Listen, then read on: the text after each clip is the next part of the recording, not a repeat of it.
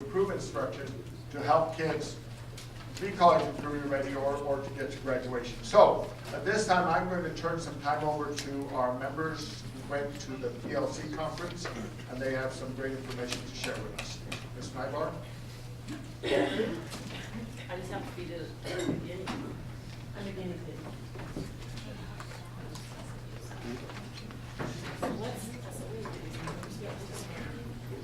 As they come up here, it's hard to see, but we have one of these, the teaching extra period. There's a signature on there that I don't know whose it is, and we tried to figure it out. Mr. McCarthy. Well, I can't see it from there, but I have terrible seeing.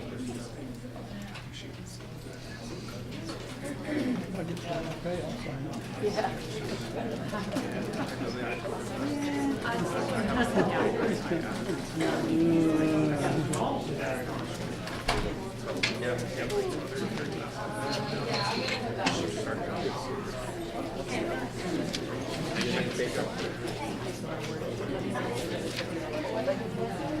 Little microphone. Sorry.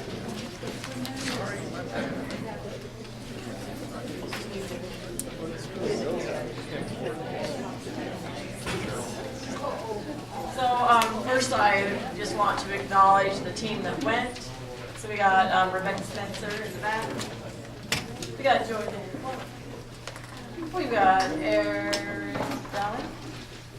And Kathleen Warren and Ruth Merrill. So we went to this awesome Solution Tree PLC. Several of you have gone. And they actually do a great job. Every conference I've gone to has been really awesome. So we got some of this information from there. There's some papers that are coming around. We need all of you to have. Please do not put your name on them. We are going to have you write on them, but we don't want to know who you are. Unless you want to know who you are. So we're starting out this presentation talking about different types of schools. So DeFore and Aker, when they did their research on schools and all the other many awesomeness that they have done, they came across in public education 4 different types of schools. And I want to kind of just present those to you, just a kind of a thought, just a thinking time, really think about ourselves, the kind of schools we've been in, the kind of schools we want to be in, and whatever else.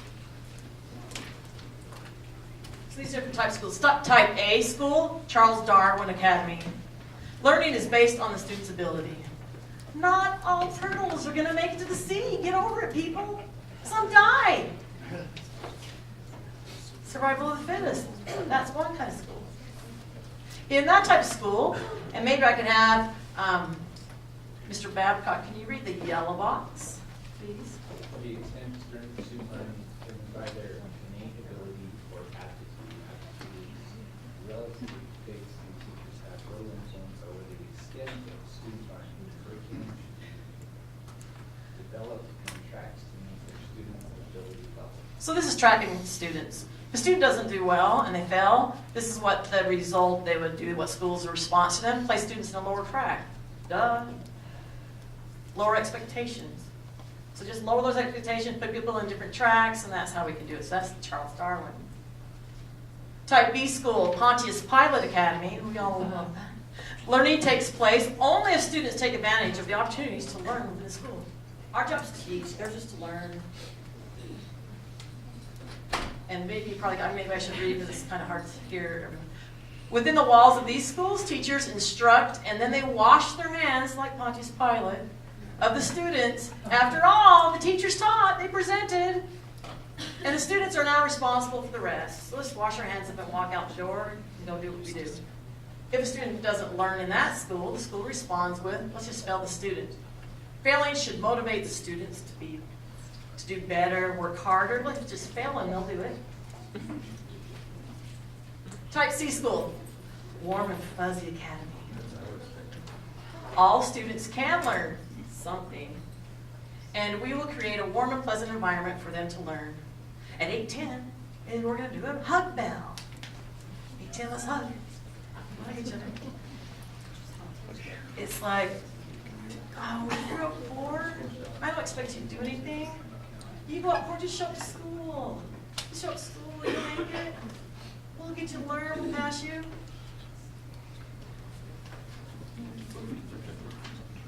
The warm and fuzzy school, at these schools, a warm and fuzzy environment is created where expectations are low, but all are excited to be there. It's fun, it's a party. When a student doesn't learn, the school responds with lowering the expectations and demanding demands in order to preserve self-esteem. So they're going to lower everything because we got to reserve that kid. We don't want to crush them, and we don't really expect much from it anyway. Let's just love them to pieces. Type D school, by any means necessary academy. All students can learn, and we will do whatever it takes to help students learn and achieve the agreed upon essential standards that we can do at school.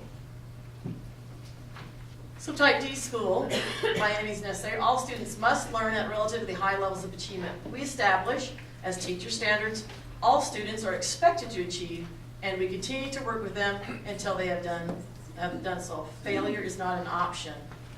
When a student doesn't learn at that school, the school and the teachers devote additional time and use different strategies until all achieve. So thinking about it. On the paper that you have there, I want you to number it 1 through 4. And I want you to really think and be honest. Don't just put your name on it. So I want you to really honestly give your responses to it. Number 1, which type of school did you attend? Charles Darwin High, Pontius Pilot, Warm and Fuzzy Academy, or by all means necessary academy? And they're all written up there again in case you forgot. Which one was your high school? Number 2, which do you think Granger High School is? We kind of want to get a feel for where really are we, so until we actually be really honest and blunt with ourselves and where we're at, what kind of situation we're in, and really approach that as how can we do this. So we know that a lot of students aren't going to stay after school or whatever else to do extra. Well, we know that, so what can we do? So we're just asking you to be really honest. Where are we at now? What's Granger High School? 3, which one is your ideal school to teach at? If you could pick any of those 4 schools to teach at, which one would you pick? And number 4, which one would you want your children, nieces, nephews, oops, a little typo error, or friends, kids, those kids that you like, kids, where are you going to tell them to take their kid? Are you going to have them come to Granger? No. So where are we, honestly, where are we at?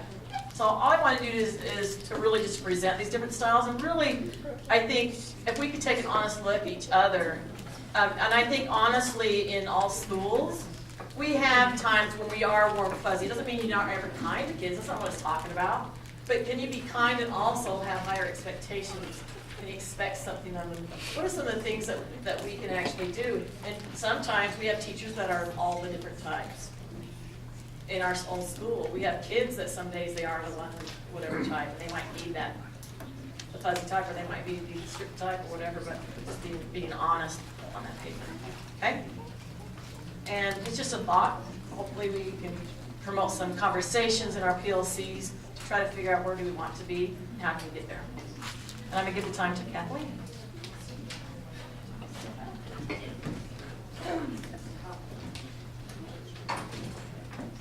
Thank you, Cindy. Thank you, Dr. Dunn, for reminding us of our school's mission to provide that rigorous, meaningful instruction that leads to college and career readiness. I keep saying this to my students now. When they're not performing, I keep saying, how am I going to get you to college and career? How am I going to do this? And so it's been a good reminder for me in the classroom. But what we're going to add to that paper that you're writing on right now is think about your PLC. Think about your work that you're doing in your PLC. And what is the role of your PLC in accomplishing Granger's mission? So if you could give a little bit of attention to that, like how are we in our PLCs, and maybe if not, just how are we going to honor the mission and think about this in our PLC. So if we could just add one way that we're accomplishing preparing students for that college and career readiness, building that rigor. And then we're going to take this piece of paper and take a minute and write how we're honoring this mission in our PLCs. Jeff Jackson, this is ready. And as soon as everybody got something written down. Does everyone have something? All right, give it a little wait time. I'll give you a little bit.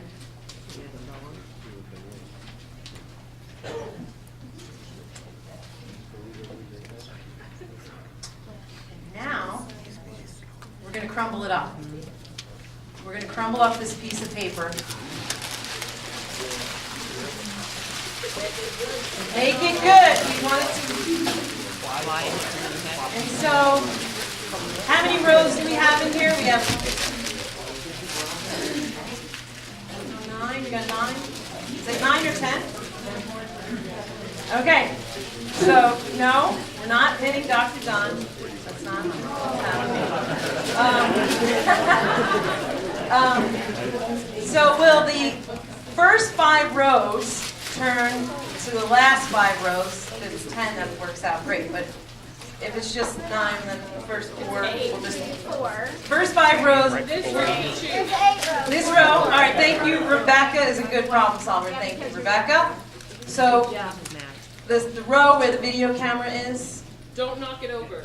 Please knock it over. I look crazy on that. I'm just kidding. No.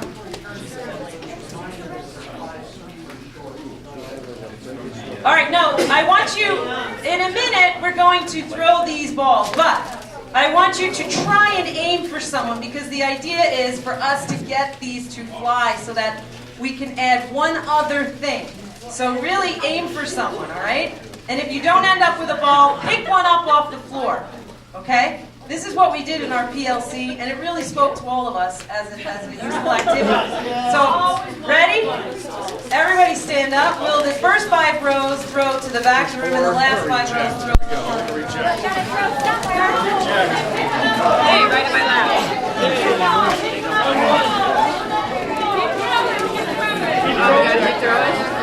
You say you got all the ones hidden down below here.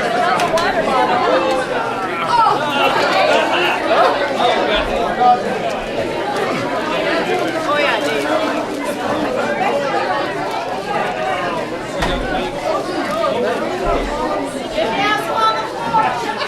Who needs one? Who needs one? There's 2 Who underneath. needs one? 3 Who needs one? Chaparilla needs one. Opie's got 3. Share the wealth. Wimmer's got 2. All right. There. Hi. You're gonna hurt yourself. There's If one you in here. can hear my voice, clap twice. If you can hear my voice, clap 3 times. I was in elementary school, so you can too. Our next thing, hopefully you all have one. If not, I'm sorry. We were wondering how this might work in this setting, but we're experimenting. So, our next thing that I want you to add, and we're going to actually use this. We're going to use this information. So, the next question is, what supports do you need for your PLC to be more effective? And answer honestly, please. You don't need to put your name on there. But what supports do you need for your PLC to be more effective? And one thing, Mr. Mattis, I picked up from Mr. Mattis, and everybody else had their own takeaways, but he kept saying mission, vision, values, and goals. And it just rolled off his tongue because it was practiced, it was researched, it was DeBoer's, principles. And so it's a really good scaffolding. So that's what we're getting at. We're thinking about what is our vision, what is our values, what is our goals in PLCs. And so now, after we write this last response, we're going to throw them all up into the front and we'll pile them back up. So you're going to write that last response, and then you can throw them all back up to the front of the room, right? No, they are. Wouldn't be the first piece of paper Miss Warren's got. Oh, wait. Sorry. Freeze. So, the last part is you're going to add to this and then share with your elbow partner or the person sitting. Rebecca, you're taking over. Sorry about that. This is what happens when we All right, so you guys are supposed to throw them around again, so you don't have your own. Go around.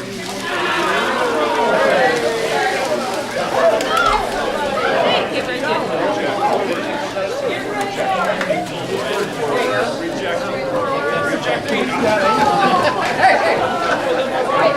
You got them all down here, man. Gatling gun.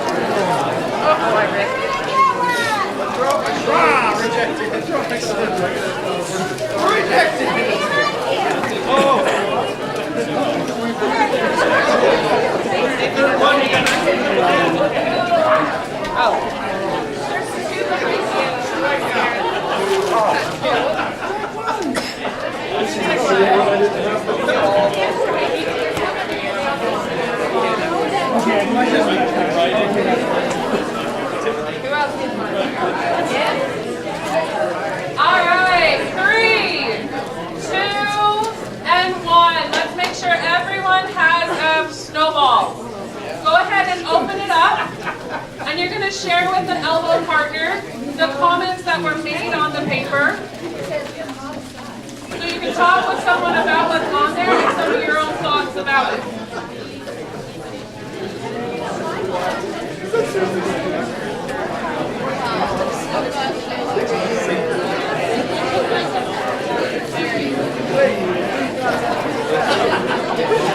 Does anyone still need one?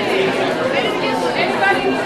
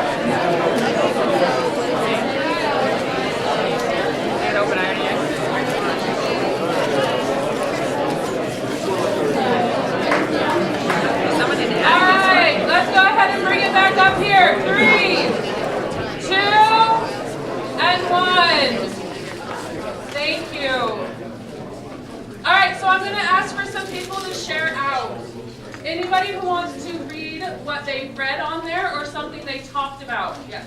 I have something that says, as far as what they need for the snow season, I think that's awesome. They feel like That is good. So we're going to have Eric and Joy Lynn write some of the comments on the board. Is that second? So they just said that they felt like they were supported in their PLC. So that would go with this one. So they didn't feel like they needed anything else. They feel like the support they have is helping them do what they need to do. Anyone else? You got the same thought too? That is awesome. That is really good. All right, who else? I have a moving microphone, so I can move. Go ahead. Okay, so they might need to meet somewhere else than where they're meeting right now. You can write it on the side if you want to. Brandy, did you have your hand up? This person would like some intervention time to make PLC supported. Awesome. They need some intervention time. Sometimes it's hard to do it in our classroom. When you turn your back, the kids do something else. I know that feeling with my 9th graders. I'm trying to help over here and they're jumping off the desk. Okay, not literally, but sometimes pretty close. Okay, someone had their hand up around here. Yes, go for it. We talked about how it would be nice if it was in the afternoon rather than Monday morning when we feel frantic. Okay, so sometimes Monday morning's a little hectic, right? Long weekend, getting late to school, but a little crazy. So maybe a PLC time might be a little different. So early release instead of late door. Okay, anyone else? I think I saw a hand over here. And I disagree. You can disagree, that's okay. I personally think Mondays are a great way to start our week, and we're 100% focused on what's gonna happen, and it gets us going. Cool. I like Monday. Okay, I think I saw someone's hand back here. If not, someone gets to, right? Go for it. More common consultation time or additional collaboration. Awesome, I think that's awesome too. So more time to be able to collaborate, not just that Monday morning. So common consultations or something. Okay, Erin. In addition to that, this person wrote more paid time. More paid time to do it. Yeah, like that. All right, anyone else? This side got some more over here. Over here. Come on, come on. Let's get a couple more comments. Better benchmark questions. Better benchmark questions. We don't know our goals to shoot for if our benchmarks aren't always what we want them to be. Okay, anyone else? Can we move to the other question? Well, either one of these. They can say either one of these. What was the question before this one? I forgot. How does your PLC? How do we meet our goals? How does your What is the role of PLC? So anyone on comments on this? What is the role of your PLC in accomplishing Granger's mission? What are we supposed to do as a PLC? Tilly? For us, it was what we did last year with the determining our essential standards. That helps us know what we're teaching our kids as for our rigorous curriculum. Right, did you guys hear him? Narrowing down this wide range of things we're supposed to teach to focus on what we definitely want them to be able to do. What else is our role as a PLC?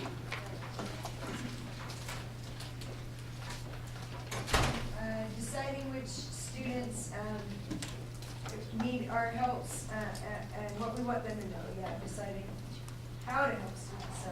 Okay, so as a PLC, we should figure out what we need to do to help these kids. What do they need from us to be able to reach those specific standards? I think Stone had his hand. Figure out how to ensure those benchmarks are met. Okay, so first we have to figure out what we're shooting for. And then she brought up, how are we going to get them there? And then Stone mentioned, how are we going to make sure that's what was met? So that was actually awesome. They all really fell in line together. Anyone else have any comments they want to share? Okay, I think we're good. Here we go. Turn over to group. Awesome. So at this point, the papers that you have, if you'll smooth them out and pass them to that end of the row, we're going to tally up the school question, what school you feel like you went to, what school you work at, what school you'd like to work at. We're going to tally those up and we'll let you know what the results were. Okay, so